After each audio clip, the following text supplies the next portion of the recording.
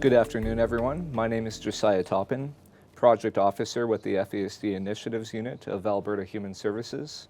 It is my pleasure to welcome you to today's FASD webcast, part of a monthly series of webcasts on issues relating to FASD. This webcast is part of the FASD Cross-Ministry Committee's initiative and 10-year FASD strategy to provide accessible educational sessions that cover a broad range of topics that are accessible to all Albertans. For more information about this series, check your emails for our regular updates or go to hslearningseries.ca. Today's webcast will look at some of the major findings, issues, and practices around FASD and the court system. You will be able to pose your questions to our speaker via our live chat window. We will address as many of these questions as we can at the end of the presentation. Let's start off today's session with an introduction. Today's speaker is Neil Weiberg. He has been a Crown Prosecutor since 1984 and was appointed to the Queen's Counsel in 2006. He was a member of the Lakeland Adult FASD Diagnostic Team and currently is also on the Canadian FASD Diagnostic and Training Center team with Doctors Val and Don Massey. Eric Atkinson is our online moderator, and he'll pose your web chat questions to our guest at the end. Today's session is also being recorded, and the video will be posted on the Alberta FASD website after the live recording. I'll turn it over to Neil now.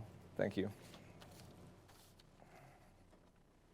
Thank you, Josiah, and thank you everyone for tuning in. Before I begin my presentation, I'll just show the three different perspectives that I come from when giving my remarks today and answering questions, and I encourage as many questions as possible. The first perspective is I've been a Crown Prosecutor since 1984, so familiar with the criminal courts of Alberta. Second of all, I've been on a couple of different adult diagnostic teams. I've received FASD training, was on an adult diagnostic team, along with a neuropsychologist, family doctor, a lot of people like that. And I continue to be on an adult diagnostic team. As part of the diagnostic team, part of the clinic, we get a chance to speak directly either to the patient in clinic or to his caregivers. So I have a fair amount of experience in speaking to those at FASD clinics and also seeing the result of the clinic. The third part of the perspective I bring is I've frequently appeared as counsel before the Alberta Board of Review. And the Alberta Board of Review is the body that examines people and decides their fate when they've been declared not criminally responsible or unfit to stand trial. And I'll be getting into those remarks in a while. The number one question I get when I go to a conference or meet parents of someone with FASD when they come before the law is they say, Neil, my child can't be before the criminal courts, can they? He's got FASD. It doesn't seem right that he would be in the same court as everybody else. And they watch American television and they hear a phrase called diminished capacity and they think that applies in Canadian law, but it doesn't. If one's looking at mental health provisions of the criminal code, there are two to think of. And that one is fitness to stand trial, and the second is criminal responsibility or not criminally responsible. I'll go over these two concepts and give my experience on how someone with FASD would fit within these. The first one I mentioned is fitness to stand trial. Now, fitness to stand trial refers to today. It doesn't refer to when the crime was committed.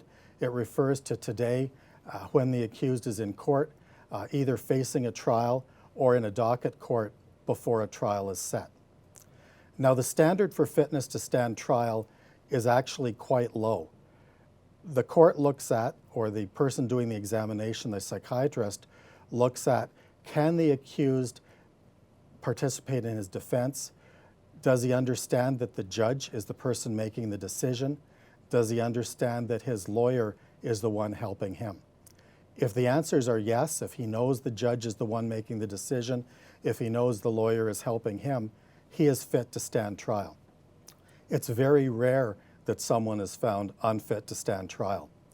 In my 30 years, I've had 3 individuals in those 30 years be found unfit to stand trial. When someone's found unfit to stand trial, they're remanded in custody at Alberta Hospital, Edmonton, or another psychiatric facility. And at that point, usually they're put on a drug regimen. And of the 3 that I had that were initially deemed unfit to stand trial, after 6 months, the psychiatrists were of the view that they were now fit to stand trial.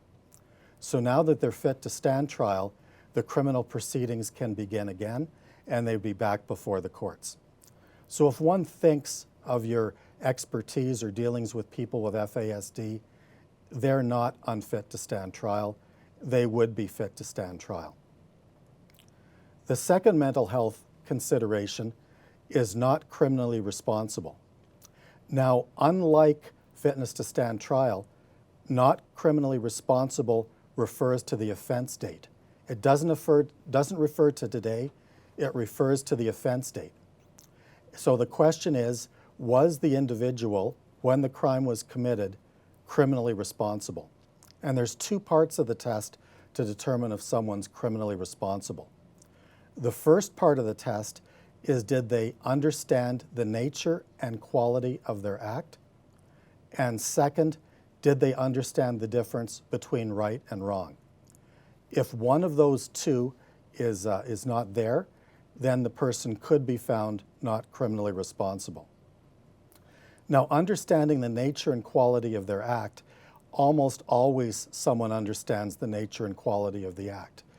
If they have a rock and throw a rock at someone or throw a knife at someone, as long as they're realizing that they are holding a rock or a knife and are throwing it, that's understanding the nature and quality of their act. They'd have to be really delusional not to be understanding that. And in my experience, I've never had anyone before the courts that I've seen that's been found not to understand the nature and quality of their act. The more common finding of NCR is not knowing the difference between right and wrong. Now, not knowing the difference between right and wrong doesn't mean ignorance of the law. It doesn't mean that someone doesn't understand the law. What it means is that in their view, what they're doing is not wrong. We almost always find not criminally responsible people are paranoid schizophrenics. And a paranoid schizophrenic is hearing voices, and the voices are telling them to commit a criminal act. The most common would be a paranoid schizophrenic where the voices tell him that someone is about to kill him, and he has to take action first before he gets killed. And so in that sense, that person thinks an otherwise innocent person, because of the paranoid schizophrenia, is about to attack him because the voices are telling him that. He then would not be criminally responsible because he is acting in his own mind to save his own life. Again, these are very rare situations and don't come across often. So someone with FASD that might be impulsive, that commits a crime, they almost always are criminally responsible. There are very few exceptions. So someone with FASD that commits a crime almost always will be subject to the criminal justice system. There's no thought of diminished capacity, and in terms of finding innocence or guilt, they will be found innocent or guilt based on their actions. One of the big challenges for FASD and before the courts is it's really an invisible, in most cases, it's an invisible affliction. Although some people with FASD have the classic FASD face or retarded growth, that's not the norm. Dr. Conry from the Asante Center in British Columbia, which does a lot of FASD diagnosis, found that almost all of the FASD diagnoses they did were without the face or without the growth. Basically, it was the deficiency in the brain that led to the diagnosis of FASD. When I was with the Lakeland Center and currently with the Canadian Centre, we had exactly the same results. Most of the people that appear before us do not have FASD classic face or growth. We do it by the neuropsychologist and the team evaluating the brain. That means when someone appears before the court, their FASD really is invisible. It's only knowing the brain function that would lead you to the conclusion that they're FASD. And in terms of the current scientific literature, that makes sense. At the University of North Carolina, they do research with rats with FASD, and they've determined that the window for having the face, eyes, or ear damaged from drinking alcohol is a very brief period. It might only be 7 to 10 days during the pregnancy of an adult human. And so if the person doesn't drink during those 7 to 10 days, it's unlikely that you will see damage to the face or damage in the growth. As you know, when you determine the face, measuring the palpable fissures, that's the distance across the eyelid, is one of the determining factors to see if the face is affected by FASD. But the vast majority of the cases I've seen in clinic and at the Asante Center do not have the face or do not have growth deficiency. Often when we do the assessments, we refer to this as ARND, and that's the assessment. It's alcohol-related neurobehavioral disorder. There are categories of full FAS and partial FAS, but to get that diagnosis, one needs actual effect on the face or growth, and we rarely see that. So imagine the person that comes before the court will be, their FASD in all likelihood will be invisible. As well, part of the challenge of FASD has to do with how one presents himself. And I will use a slide developed by Diane Malbin. Diane Malbin is a nurse from Oregon that has done a lot of research in FASD. And she calls this one developmental timelines in FASD. And so we're speaking of an 18-year-old, someone exactly 18 years old, and she has a lot of categories: expressive language, reading ability, and so she gives an age to what this 18-year-old, typical with FASD, would be able to perform. The first is expressive language. So someone with FASD that's 18 years old has the expressive language of a 20-year-old. In fact, their expressive language is better than normal. And I think you'd realize a lot of people with FASD, they can really talk the talk. They're very expressive. They talk very well. However, their comprehension is that of a 6-year-old. So think about that. Their expressive language is like a 20-year-old. So when you speak to them, it sounds like this 18-year-old has the intelligence of a 20-year-old, but their comprehension is that of a 6-year-old. For their money and time concepts, an 18-year-old, their money and time concepts is that of an 8-year-old. For emotional maturity, a 6-year-old. Physical maturity, obviously it's 18. They're an 18-year-old, their physical maturity is 18. Their reading ability is that of a 16-year-old. Their social skills, that of a 7-year-old. And living skills, that of an 11-year-old. So again, this is one of the challenges for those in the justice system, because not only will this person present with no physical aspects, but their expressive language is very high, although their comprehension is low. Just to tell one story in terms of the difference between expressive language and comprehension, a neuropsychologist was doing a report on an offender that had committed a serious crime. And the neuropsychologist, in preparing his report, asked the offender, what do you feel as a result of this? And the offender said, I feel remorse. I really feel remorse. Just to be sure, the neuropsychologist said, well, the person you injured, the person you hurt, what do you think he's feeling? And the accused said, he's feeling remorse. So obviously, This person realized the word remorse. He could put it in a sentence, but he had no idea what it meant. And again, that's one of the challenges. The expressive language is so high, but the comprehension is quite low. Now, try and fit this into your normal court story, your normal court system. You know, when you go to your courthouse, your local courthouse, it's always very busy. There's long dockets. There's lots of people to see duty counsel, lots of people to see lawyers at the courthouse.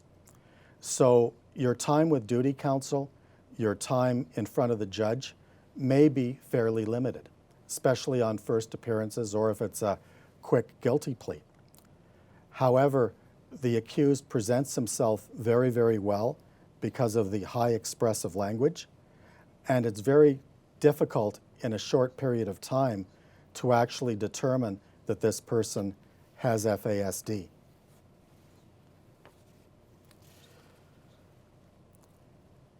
As you know, with FASD, the area of the brain affected is that what we call executive functioning. Although there may be low IQ in some people with FASD, that's not always the case. When I was at the Lakeland Clinic, we came across 2 separate individuals that had IQs in excess of 130. That's 2 standard deviations above the norm. Yet these people were diagnosed with FASD, and both of them were totally incapable of independent living and totally incapable of competitive employment. And that's because their executive functioning is what's affected by the FASD. Now, neuropsychologists are advancing all the time in terms of the tests they use that determine FASD, because I said it's not necessarily intelligence, but different areas of the brain are affected. And I know the 1-back test and 2-back test used to be a couple of the ones that would be determined if someone had FASD. It was very helpful. The 1-back test, they would show a picture. For instance, the picture might be of a cow. Then they would show a picture of a horse, and you would have to say cow. You would give 1 picture back. Then they'd show a picture of a giraffe, and you'd have to say horse. So you'd have to sort of memorize the pictures, see a new one, and then give the 1 back. The 2-back test, as you could imagine, you're showing 3 pictures, and then you have to state what was in the first picture, 2 back from what you're showing. And the research shows with those memory concepts, with the short-term memory, the retention, someone with FASD has a great deal of difficulty performing those tests. At any rate, executive functioning is what is determined. And I heard one doctor indicating executive functioning is really the ability to live life. So people with FASD traditionally act impetuously. They don't think things out. They often don't learn from previous punishments or previous instruction. They do silly things. They have poor social skills, often poor living skills, and so they often are involved in criminal offenses. I spoke to some police officers in Lethbridge once, and they indicated a lot of the crimes one sees someone with FASD perform are silly, stupid, and they can tell just by reading the case report that the person, there's a good likelihood they have FASD just by reading the report. Often people with FASD, unfortunately, they don't have a lot of friends their own age. They're ridiculed often by people their own age or bullied, and they're really, really anxious to have friends. And often they get into the wrong crowd and they get used by other people. So frequently the police officers tell me, if you see a break into a business where people break in and steal pops and chips, the one with FASD will be the one encouraged to go into the building. Of course, the alarm goes off, and if the police arrive before the break and enter is completed, the other people without FASD run away, and the one that's inside the store with FASD is the one that's ultimately caught. So there's a lot of situations like that where People with FASD are used as dupes, and because they want to have friends, these people with FASD get involved in the wrong crowd and are involved in those kinds of crimes. I'll just give a couple of examples of cases where at the time I didn't know people were involved with FASD, but now it seems almost guaranteed that these individuals had FASD. One of them was when I was working in Fort McMurray. A young lady had been convicted of a crime and placed on probation, and she was required to perform 50 hours of community service. So she had been taken to the probation office and was told fairly early that she could perform her hours of community service at the local public library or a branch of the local public library. So she'd been told that fairly early. She waited until the day before her probation was due. So say her probation was due April 30th. She showed up that last day, April 30th, went to the library counter and said, "I'd like to do my community hours." So the person at the library said, "Yeah, we can have you do some community hours." And the accused person said, "Well, I have to do my 50 hours today." So the person at the counter said quite nicely, "Well, we can't give you credit for 50 hours today. There's only 24 hours in a day, but however many hours you do, we'll give you credit for it." So the person said, "You won't give me the 50 hours today?" And no. So she just walked away. So imagine how that looks in court.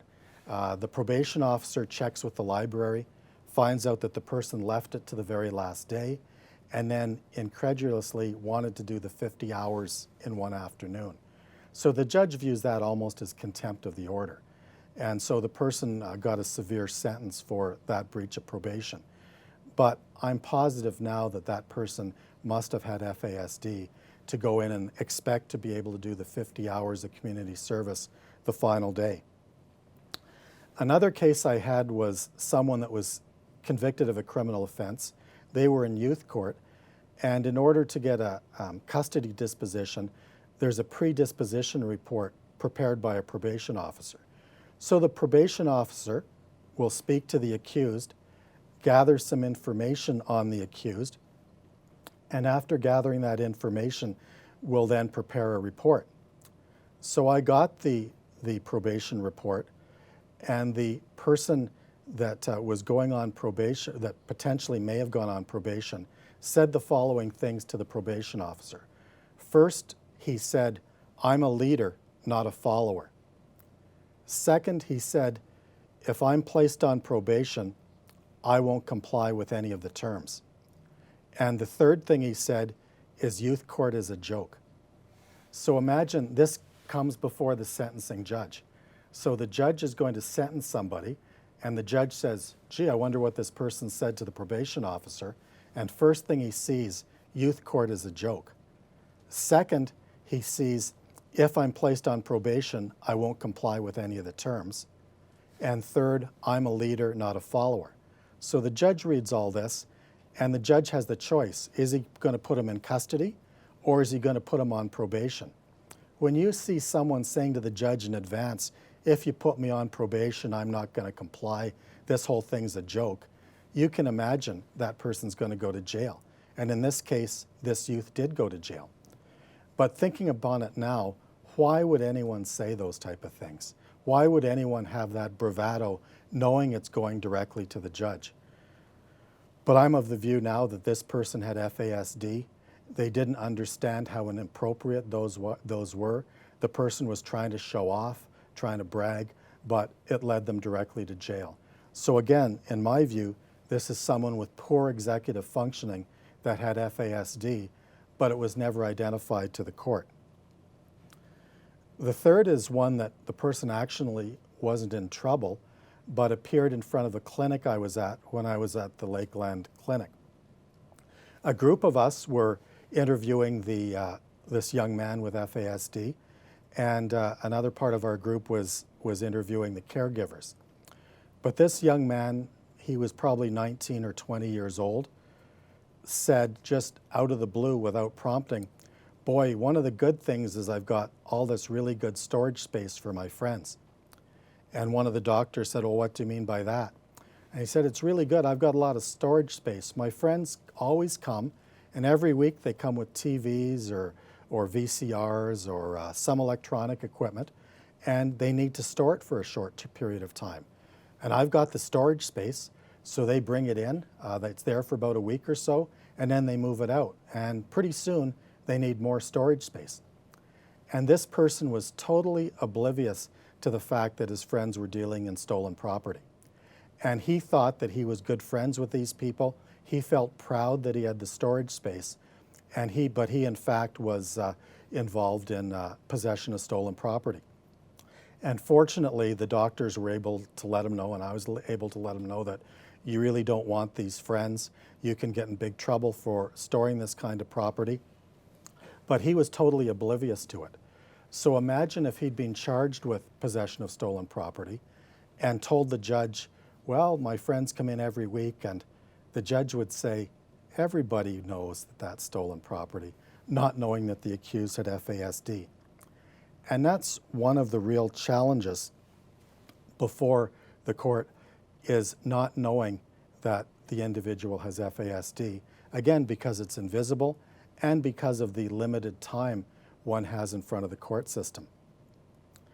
As well, some defense counsel have advised me that they've received specific instructions from their clients not to report that they have FASD, that the client feels embarrassed that he has FASD, that there's family problems, guilt about the mother having consumed alcohol during pregnancy, and the individual does not want anyone to know that he has FASD. Courts, of course, are open. The public is entitled to be there. So defense counsel, I know, say frequently their clients instruct them not to tell the court that they have FASD. And in situations like that, with that specific instruction, the judge will not know that the accused has FASD. This leads to some problems with people with FASD before the court if it's not known they have FASD.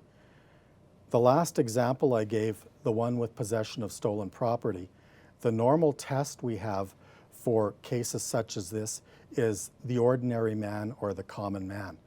When someone comes before the court with a stolen car and says, I had no idea this was stolen, the courts use a test called the ordinary man or the common man. We call it an objective test to determine would the ordinary man under these circumstances have had his suspicions aroused and realize that this is a stolen car. Not an FASD story, but here's one I had a while ago in court. An accused came to court and he was found in a stolen car. So the Crown have to prove one of the elements that he knew or ought to have known that the car was stolen. So when I was cross-examining him, I said, where'd you buy the car? He said, well, I bought it in a bar. Who'd you buy it from? Don't really know. Did you get a bill of sale? No, I didn't get a bill of sale. Did you fill out the back of the registration form? No, I didn't. Did you arrange for insurance? No, I didn't. And what were you given to start the car? A screwdriver. Now, under those circumstances, the average guy who buys a car in a bar, gets no registration, no insurance, no bill of sale, and is told, here's a screwdriver to start the ignition, that person would know that it's a stolen car. Anyone would know under those conditions. So using the ordinary man test, one would think that that person is guilty. But what about someone with FASD? Someone that's trusting, someone that doesn't understand that they're being taken advantage of. If the judge doesn't know that they have FASD, if the person is deemed to be of normal intellect, someone like that would be convicted for the possession of stolen property or the stolen car. The other offense we have a lot of difficulty with people with FASD are breaches. So you commit a crime, you're released on a recognizance or an undertaking, and there's several conditions. Or you're convicted of a crime, the judge doesn't want to send you to jail because you're a youthful offender, so you're placed on probation. And A normal probation order is actually quite complex. Besides keeping the peace and good behavior, often in a probation order, you may have to pay restitution, you may have to go for counseling, you may have to go for treatment in some treatment program, you have to regularly see your probation officer. There's all sorts of things that are in a probation order that you have to do. There may be community service hours. There's lots of things in a probation order you have to do. Now, someone with FASD really, unless they have someone taking them to appointments, will not fulfill those terms. Just because of their disability in terms of executive functioning, someone with FASD is not capable of organizing themselves without help to take care of all those things on a probation order. We often hear people with FASD with their caregiver prepare a list in the morning, carry that list with them, and that greatly assists them on doing those things. But if they see a probation officer and nobody reminds them of their responsibilities, they are not going to comply. They are not going to show up for all of their appointments. They are not going to perform the community service hours in a timely manner, just like that story I told you about the girl at the public library. They are not going to go for all their treatment programming. They're not going to pay their restitution. And so at the end of the probation, they're going to have breaches, and they're going to be charged with a breach. And when they come before the judge, the normal thinking is the judge normally thinks, and all of us in the criminal justice system, that you didn't go to jail the first time, you were given a break and put on probation in order to try to perform. And look what you've done. You haven't done this, you haven't done that, you haven't done this. That shows complete contempt for the court order. And in those circumstances, when you breach probation like that, you almost always go to jail. Or you're placed on probation another time, and then you're convicted of the breach, placed on probation, and given one more chance to fill it. We often see criminal records of people with FASD that start off with a simple shoplifting, a possession of stolen property, something like that. Then you see just breach after breach after breach, because they breach their bail conditions, they breach their probation, and one will just see breach after breach after breach. And we've seen sometimes 6, 7 breaches in a row following the substantive offense, perhaps of shoplifting. And the difficulty is, unlike others, the breaches here really aren't willful. The person isn't thinking, nah, I don't want to do this. He just can't organize his activities to the point where he shows up for breaches. So this, in my view, is an area where the courts, the probation officers, if they know someone has FASD, they have to be patient, there have to be reminders, and people, the Crown, shouldn't be too quick to breach when they know someone has FASD.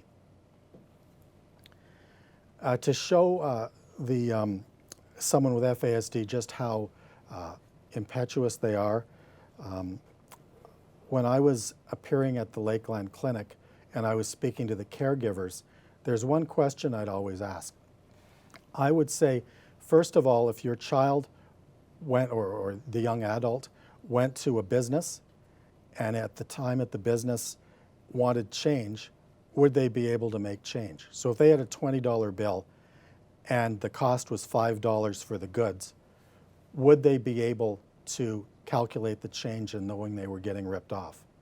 And almost every one of them said yes, that if it was $20, they know it was $5, they figured they should get about $15 left.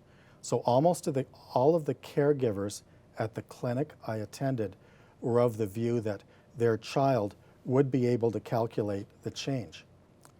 However, when I asked this question, if they were given $2,000 or $1,500 or $2,500 for a budget for the month, and they had to pay rent, they had to pay food, could they make that budget last the month? Every single one of them said no. Because the young adult would be so impulsive, they would blow that money. Some said within the first 1 or 2 days.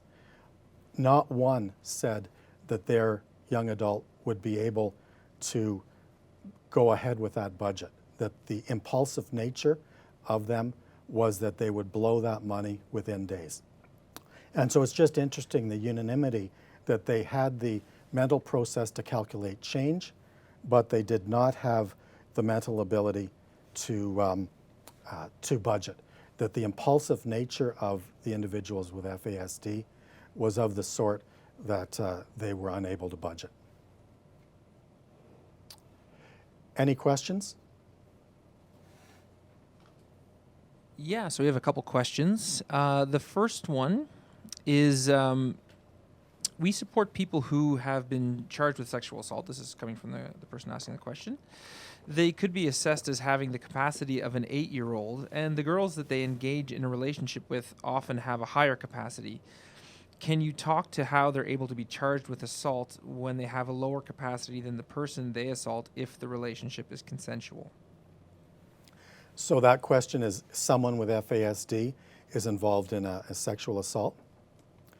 Yeah, Yes.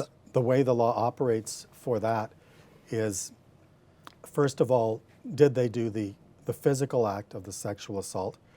Did they touch the individual? Did they, whatever the allegation of the sexual assault is? And next, the age of the victim bears into case here. But it doesn't matter the relative intelligence or lack of intelligence of the victim. The question is, was it consensual? So if it was consensual and the victim was of an age where she was capable of consent, then if it was consensual, there would be no sexual assault. But if there was no consent, then there would be a sexual assault, because the person with FASD would understand the nature and quality of their act. They knew they were doing that sexual touching, and they would know that that was right from wrong. So there would be a viable charge. The next question is, do you have any estimates into how many people with FASD are currently in the criminal justice system? There was a study in Manitoba at a maximum security penitentiary, and that result was 40% of the inmates at that maximum security penitentiary had FASD. Now, a maximum security penitentiary only includes inmates that received a sentence of 2 years or more. So that wouldn't include lesser jail sentences. That would not include people placed on probation, or it would not include people with fines.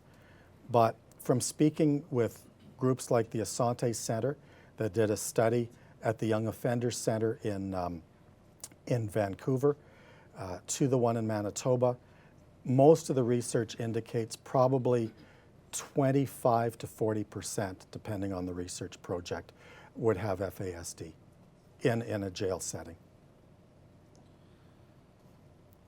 The next question is, should we specialize our courts to have an FASD court where police or justice could divert, as the costs, as indicated on breaches, are high? Well, Lethbridge, for instance, I know has a demonstration project funded by the Alberta government where they have that diversion. Edmonton has a mental health court. So that is a trend the Provincial Court of Alberta has embraced in terms of specialized courts. And so I think it is a good idea to have that kind of knowledge,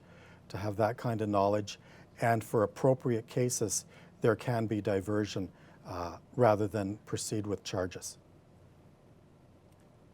The next question is, do you know if there are different levels of FASD diagnosis with regards to impulsivity? I've never heard impulsivity being part of the diagnosis. The diagnosis that I'm familiar with is full FAS, partial FAS, alcohol-related neurobehavioral disorder, or there's nothing there. And so those are the ones I'm most common with. Impulsiveness is almost universal with FASD. If there's the brain function, and when the neuropsychologist analyzes the brain, brain 1 is with apparently no FASD effects, brain 2 is minor, brain 3 is moderate, and brain 4 is extreme. For a brain 3 or a brain 4, I would almost always expect impulsive behavior. And that anecdote I gave about the parents saying if their loved one was given $2,000 for the month and they'd blow it, they all would blow it within 1 or 2 days, that just shows, I think, the universal nature of impulsivity for someone with the brain associated with FASD. What type of advocacy do defense lawyers do when they suspect their client has FASD? When their client is FASD, that's a reason for the crime, and it would really mitigate against some of the principles of sentencing. One of the principles of sentencing we have is individual deterrence, and individual deterrence means that a specific individual is deterred from a crime by having a certain level of punishment or a certain level of penalty. And so, for instance, if someone is guilty of shoplifting the first time, they might get a $150 fine.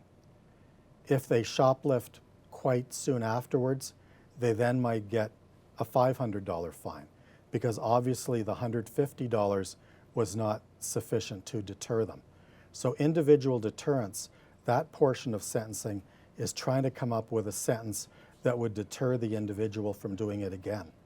Someone with FASD, the literature tells us, doesn't learn from the previous sentence, that because of the impulsive nature of their acts, they are liable or likely or possible to do it again, that they won't learn directly from their previous mistake.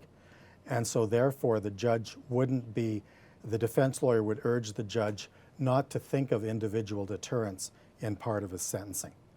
The other portions, denunciation and rehabilitation, general deterrence, those parts of sentencing still would remain, but defense counsel would argue that individual deterrence should not be at play. From the study in Manitoba, how many of those individuals involved in that study were Aboriginal? I'm not sure. It didn't say that. I didn't see the results of the percentage of Aboriginal. The next question is, the person says, I work with youth in probation. For these youth, any suggestions on how to manage the many conditions, no contacts, curfew, attend therapy, that are on their orders? Some of them where it's attend therapy or things they specifically have to get done. Those ones, I think they would be reminded in a morning, and given a list of tasks to do. At our clinic, we were told that lists are very good. Someone that has a list receives it at a certain time of day and goes through that list throughout the day. So if an appointment is required during the day for a counseling or treatment, I think having that specifically on the list would be of great assistance. As well, getting a start on things early always looks good in court as well. So if someone has community service hours and they've completed some but not all, that looks a lot better than someone that leaves it to the last minute or just doesn't do it at all. So my suggestion would be get an early start on things and to have lists to direct the person, or if they have a caregiver, sometimes it's referred to as an external brain, that actually can drive them to those appointments and actually bring them there, the chance of having a breach is much, much less. How do we protect the public when a person with FASD continually makes false allegations of sexual abuse? At some point, does the legal system pursue the allegations from these people? So this is one where someone with FASD makes a false allegation of sexual abuse. Well, first of all, I think the investigating agency, once they have several false complaints, would be very, very suspicious of new ones coming in. That would always be disclosed to defense counsel, of those other false allegations. So I think that would be controlled mostly by the investigating agency, knowing that they've received false ones before. There's a charge called public mischief, and if the person obviously knows it's a false complaint, they could be charged with public mischief. So if there was no sexual abuse at all and someone with FASD made a false complaint against someone about a sexual assault, they could be charged with public mischief, which is making a false crime complaint.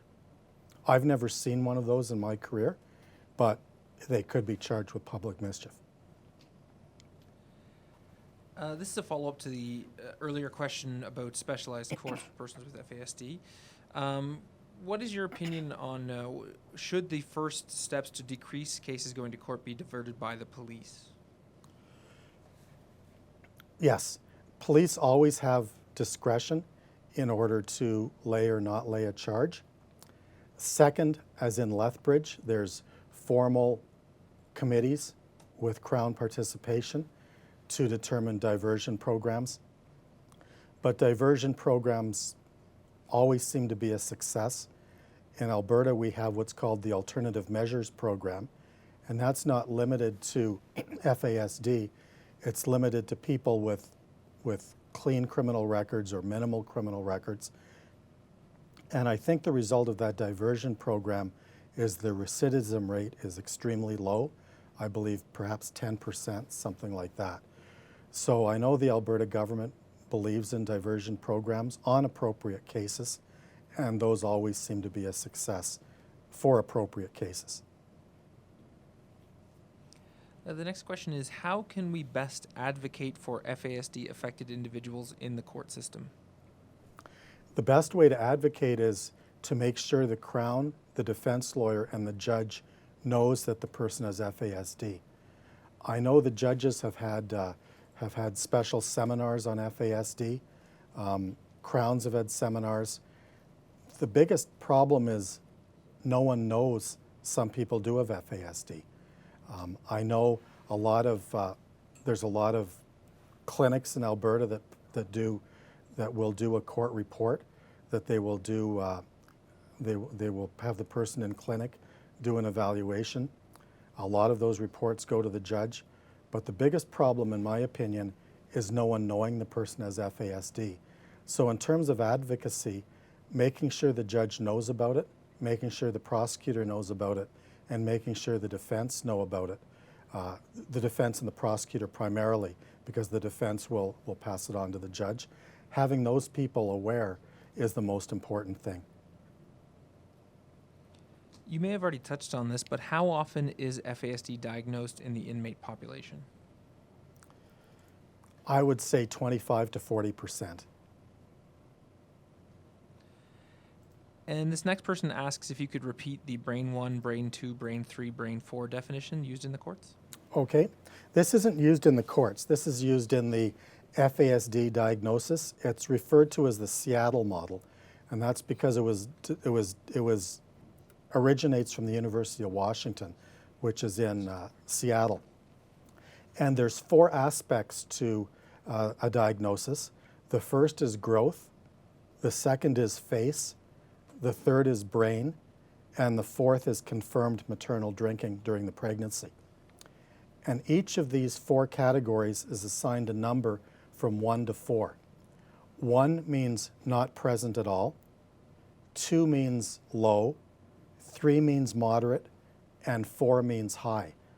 So for the brain, for instance, I've got my book here, Diagnostic Guide for Fetal Alcohol Syndrome, the 4-digit codes. There's actual definitions. So for a brain 3 or a brain 4, there's actual definitions. It's fairly complicated, and the neuropsychologist is the one that makes the final call at a clinic. But there's a specific definition. But if it's a brain 3, that means there's moderate brain damage, and brain 4 means severe brain damage. And of course, FASD involves brain damage that's irreversible. This next person says, sometimes we recommend martial arts to parents of FASD children as it could build discipline and a community for the child outside of academics. What legal ramifications are there for persons with martial arts training in the courts? Really not much. The only where you'd have to worry about martial arts training is if the person deliberately uses it in an assault and the judge knows that person has that specific ability, highly advanced martial arts, and they deliberately use it on a person during an assault, the sentence would be higher in that instance. And so someone with that, it's akin to using a weapon. If someone uses a weapon during the course of assault with a weapon attracts a higher sentence than a simple assault. And so someone that has martial arts training and uses it to deliberately injure somebody would probably be subject to a higher sentence than someone that otherwise does not have that martial arts training. But that's very rare. In my time, I've only seen 1 or 2 where there's been an increased sentence. And this had nothing to do with FASD, but increased sentence with someone with specific martial arts training that deliberately used it to increase injuries on an innocent person. You mentioned that 20 to 40% of inmates have FASD diagnosed, and they wanted to follow up that question by asking how many inmates with FASD who don't have a diagnosis do you think there are? That was a study that was done at, I think it was Stony Mountain Penitentiary in Manitoba. So that one, they did a diagnosis of all the inmates at one particular time. So it was one time, they just took one time period, and they were able to do a diagnosis of every inmate in there. And this is the last question. Is there any typical charge people with FASD are usually charged with? Generally, they're fairly minor. They're impulsive charges. They're silly charges. It's where someone's used as a dupe. So often we find thefts, we find break and enters where someone's used as a dupe. But unfortunately, FASD individuals are involved in more serious crimes sometimes, not often, but sometimes. I had a case 2 years ago where someone, again, it was brutal but foolish. The person was on a bicycle outside a McDonald's restaurant and just started randomly stabbing people.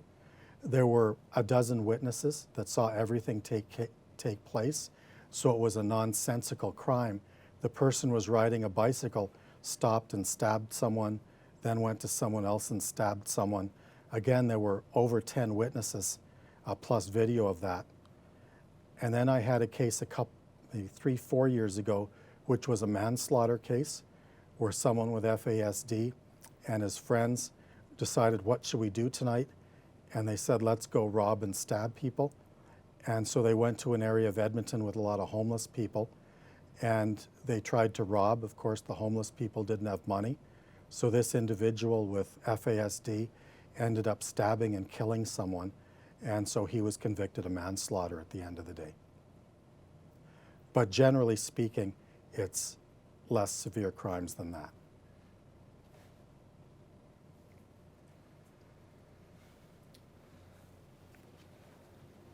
Thanks, Neil, for your presentation today. Today's session is being recorded, as you're aware, and the video will be posted in about 2 weeks' time on the FASD Alberta website, and you can watch it there. I'd like to thank all of you for tuning in and watching today, and be sure to watch your email for next month's webcast, as it will be sent out shortly after today. Thank you.